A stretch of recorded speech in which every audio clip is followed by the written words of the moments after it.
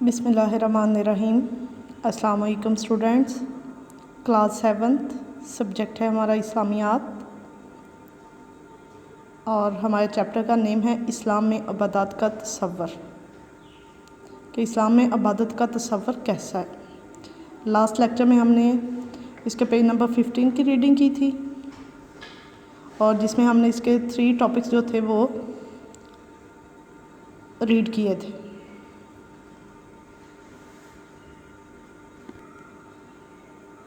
اور آج کے جو ہمارا ٹاپک ہے اس میں ہم اسلام میں عبادت کا تصور جو ہے اس کے 2 ٹاپکس لاسٹ پہ رہتے ہیں وہ کریں گے، جس میں پہلا ٹاپک ہے ہمارے پاس روزہ، اور دوسرا ٹاپک ہے ہمارے پاس حج۔ تو سب سے پہلے ہم پڑھتے ہیں روزہ، کہ روزہ کیا ہے اسلام میں، اس کی کیا اہمیت ہے۔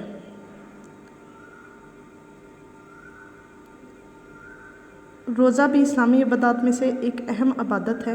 حضرت محمد صلی اللہ علیہ وآلہ وسلم کا ارشاد ہے کہ اللہ تعالیٰ کو روزے دار کے منہ کی بو مشک کی خوشبو سے زیادہ پسند ہے۔ یہ ایسی عبادت ہے جس میں ریاکاری یا دکھلاوا، یعنی کہ ریاکاری یا دکھلاوا کے لوگوں کو دکھانے کے لیے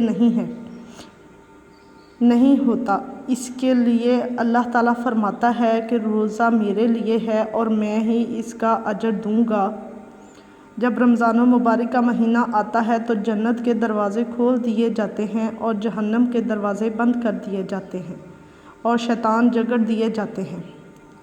قیامت کے دن جنت کے 8 دروازوں میں سے ایک دروازہ صرف روزے دار کے لیے مخصوص ہوگا۔ روزہ جو ہے یہ اسلامی عبادات میں سے ایک اہم عبادت ہے، کہ اسلام کا ایک اہم رکن ہے۔ یہ ایسی عبادت ہے جو صرف انسان اپنے لیے کرتا ہے، نہ کہ کسی کو دکھانے کے لیے کرتا ہے، اور اس کا اجر جو ہے وہ انسان کو اللہ تعالیٰ نے خود دینا ہے۔ اور رمضان المبارک کا مہینہ جب آتا ہے تو جنت کے جو دروازے ہیں وہ کھول دیے جاتے ہیں، جہنم کے دروازے بند کر دیے جاتے ہیں، اور شیطان جو ہے وہ قید کر لیا جاتا ہے، جگڑ دیا جاتا ہے، اس کو قید کر لیا جاتا ہے۔ اور جنت کے جو 8 دروازے ہیں ان میں سے ایک دروازہ جو ہے وہ صرف روزے دار کے لیے خاص کیا گیا ہے، کہ اس میں سے صرف روزے دار گزر سکتا ہے۔ اس کے علاوہ روزے دار کی جو منہ کی بو ہے وہ اللہ تعالیٰ کو مشک کی خوشبو سے بھی زیادہ پسند ہے۔ انسان کی نیک اعمال، انسان کی نیکیاں جو ہیں وہ ان کا اجر جو ہے وہ انسان کو 10 گنا ملتا ہے۔ رمضان المبارک میں لوگ نیک اعمال کرتے ہیں، نیکی کی طرف راغب ہوتے ہیں، اور زیادہ سے زیادہ عبادت میں مصروف رہتے ہیں۔ اور اسی کے ساتھ یہ روزے والا جو پوائنٹ ہے یہ آپ کے کوسچن نمبر 2 جو لانگ کوسچن ہے اس کا آنسر ہے آپ کا، ٹھیک ہے۔ اس کے بعد چلتے ہیں ہم، پوائنٹ ہے ہمارا حج، کہ حج کیا ہے۔ یہ اسلام کا ایک اہم رکن ہے۔ حج جو ہے یہ ایک مالی اور بدنی عبادت بھی ہے۔ حج زندگی میں ایک بار اس مسلمان پر فرض ہے جو صاحب استطاعت ہو، یعنی کہ وہ حج کرنے کی حیثیت رکھتا ہو، اس کے پاس مال پیسہ بھی ہو، اس کے پاس چلنے پھرنے کی طاقت بھی ہو، حج کے تمام فریضے ادا کرنے کی طاقت رکھتا ہو۔ اور حج جو ہے یہ انسان کے پچھلے جو گناہ ہوتے ہیں ان کو دھو ڈالتا ہے، اور یہ ایک ایسی مکمل عبادت ہے جس میں تمام عبادت کی روح شامل ہوتی ہے،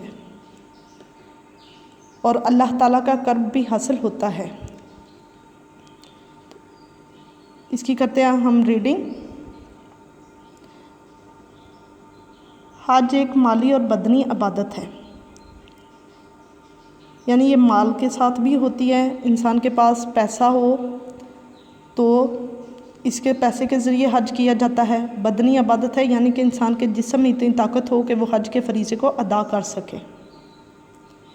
یہ اسلام کا اہم رکن ہے، اور یہ اسلام کا 5واں رکن ہے، اور ہر صاحب استطاعت، یعنی کہ جو اس بات کی حیثیت رکھتا ہو، حج کرنے کی ہمت اور طاقت رکھتا ہو، مسلمان پر زندگی میں ایک بار فرض ہے۔ آپ صلی اللہ علیہ وآلہ وسلم کا ارشاد ہے کہ جس نے اس طرح حج کیا کہ گناہوں اور فضول باتوں سے بچا رہا تو وہ پچھلے گناہوں سے بالکل پاک ہو جاتا ہے۔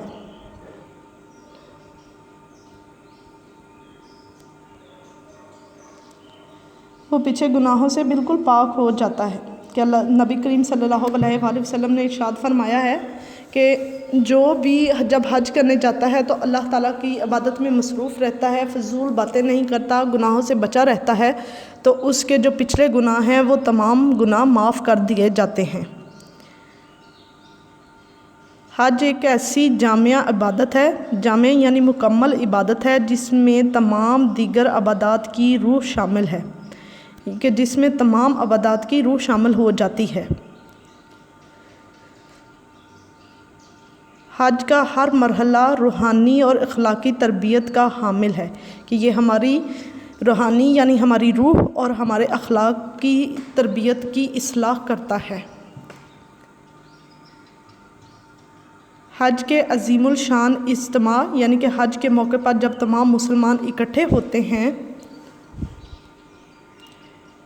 سے امت مسلمہ کی شان و شوکت کا اظہار ہوتا ہے اور اتحاد و یگانگت کا عملی مظاہرہ بھی، کہ حج کے موقع پر دنیا لاکھوں لوگ مختلف ممالک سے اکٹھے ہوتے ہیں، ایک جیسا لباس پہن کر ایک امام کے پیچھے اب حج کے فریضے ادا کرتے ہیں اور حج کی نماز یعنی حج ادا کرتے ہیں، اور ان میں سب لوگوں میں آپس میں اتحاد و بھائی چارے کی ایک امنگ پیدا ہوتی ہے،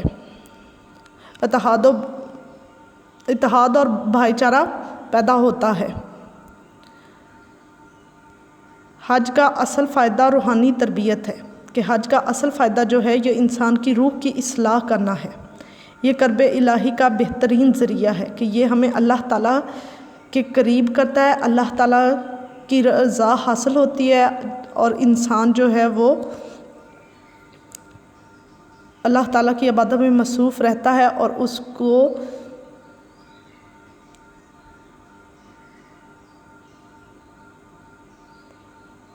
سکون حاصل ہوتا ہے۔ درج بالا عبادات یعنی کہ یہ جو عبادات تھیں بتائی گئی ہیں کے علاوہ، ان عبادات کے علاوہ اسلام میں تبلیغ دین یعنی دین کی اشاعت کرنا، دین کو پھیلانا، اور جہاد فی سبیل اللہ یعنی اللہ تعالیٰ کی راہ میں جہاد کرنا بھی بہت بڑی عبادتیں ہیں۔ علاوہ ازیں یعنی اس کے علاوہ روزمرہ زندگی میں یعنی کہ ہماری روز کی جو زندگی ہے، دیانتداری یعنی ایمانداری سے کام لینا، سچائی سچ بولنا، عدل و انصاف کہ سب سے عدل و انصاف سے پیش آنا، وعدے کی پابندی کرنا، جو کسی سے وعدہ کیا ہے اس کو پورا کرنا، کسب حلال یعنی حلال رزق کمانا، حقوق العباد کی ادائیگی بندوں کے حقوق کی ادائیگی، صبر و استقلال یعنی کہ صبر سے کام لینا، صبر برداشت اور تحمل سے جتنی بھی مشکلات آ جائیں صبر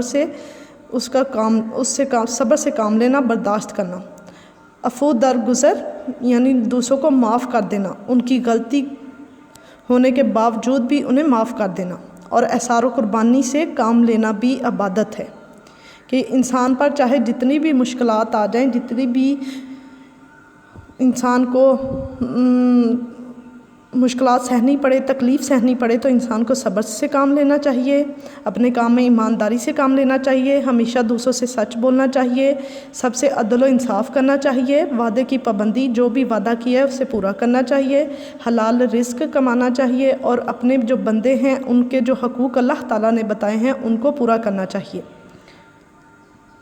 غیر مسلموں سے حسن سلوک یعنی کہ جو غیر مسلم لوگ ہیں ان سے اچھا سلوک کریں، اور جانوروں پر رحم کرنا بھی نیک اعمال میں ہے، کہ جانوروں پر بھی رحم کرنا جو ہے وہ ہماری نیکی میں شامل ہوتا ہے اور عبادت کے زمرے میں آتا ہے۔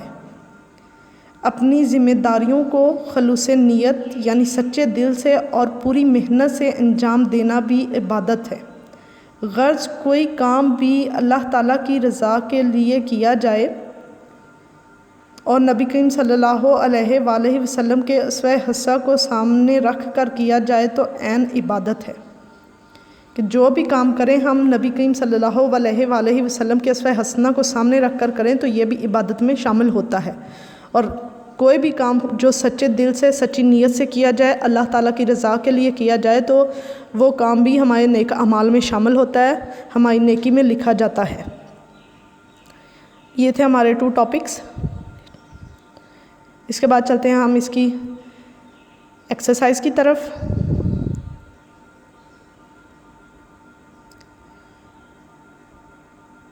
کوسچن نمبر 2 تھا، اس میں لانگ کوسچن جو تھا روزے دار کی کیا فضیلت بیان کی گئی ہے.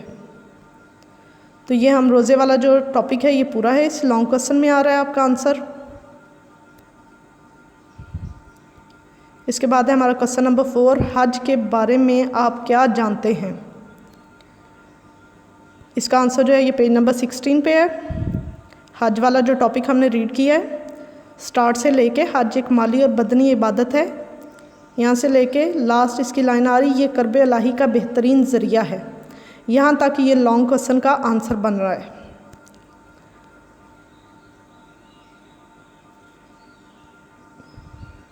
اس کے بعد آ جاتے ہیں ہم اس کے کوسچن نمبر 2 کی طرف. مختصر جواب دیں. اللہ تعالیٰ نے انسانوں اور جنوں کو کس لیے پیدا کیا؟ اللہ تعالیٰ نے انسانوں اور جنوں کو اپنی عبادت کے لیے پیدا کیا. قرآن حکیم میں سب سے زیادہ کس چیز کا حکم آیا ہے؟ قرآن حکیم میں سب سے زیادہ نماز کا حکم آیا ہے. کوسچن نمبر 3 ہے، حج کیسی عبادت ہے؟ حج ایک مالی اور بدنی عبادت ہے. اس کے بعد کوسچن نمبر 4، حج کا عظیم الشان اجتماع کس بات کی علامت ہے؟ اس کا آنسر ہے پیج نمبر 16 پہ حج والے پیراگراف میں. حج کے عظیم الشان اجتماع سے امت مسلمہ کی شان و شوکت کا اظہار ہوتا ہے اور اتحاد و یگانت کا عملی مظاہرہ بھی. کہ حج کے عظیم الشان اجتماع سے جو ہے امت مسلمہ کی شان کا پتہ چلتا ہے، ان کے رتبے کا پتہ چلتا ہے اور ان میں اتحاد اور بھائی چارے کا عملی نمونہ ظاہر ہوتا ہے. اس کے بعد کوسچن نمبر 5 ہے، لاسٹ کوسچن ہے، شارٹ کوسچن. قرآن مجید میں نماز کے ساتھ کس عبادت کا حکم آیا ہے؟ قرآن مجید میں نماز کے ساتھ زکوٰۃ کا حکم آیا ہے. اس کے بعد آ جاتے ہیں ہم کوسچن نمبر 3 کی طرف. خالی جگہ پر کریں. اسلام میں عبادات کا تصور بہت ڈیش ہے، بہت وسیع ہے. اللہ تعالیٰ نے انسانوں کو ڈیش کے لیے پیدا کیا ہے. اللہ تعالیٰ نے انسانوں کو عبادت کے لیے پیدا کیا ہے. رسول اکرم صلی اللہ علیہ وآلہ وسلم کی اطاعت دراصل ڈیش کی اطاعت ہے، اللہ کی اطاعت ہے. رمضان مبارک کا مہینہ آتا ہے تو ڈیش کے دروازے کھول دیے جاتے ہیں، جنت کے دروازے کھول دیے جاتے ہیں. تبلیغ دین اور جہاد فی سبیل اللہ بھی بہت بڑی ڈیش ہیں، عبادت ہیں. یہ تھی خالی جگہ. اس کے بعد ہم آ جاتے ہیں کوسچن نمبر 4 کی طرف. درست جواب پر صحیح کا نشان لگائیں. زکوٰۃ کیسی عبادت ہے؟ بدنی، مالی، زبانی، بدنی اور مالی. اس کا صحیح آنسر ہے مالی.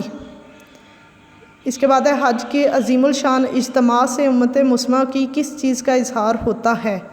پہلا آپشن ہے شان و شوکت، دوسرا ہے تعداد، تیسرا ہے تقویٰ، چوتھا ہے سچائی اور دیانتداری. اس کا صحیح آنسر ہے شان و شوکت. جنت کی کنجی کیا ہے؟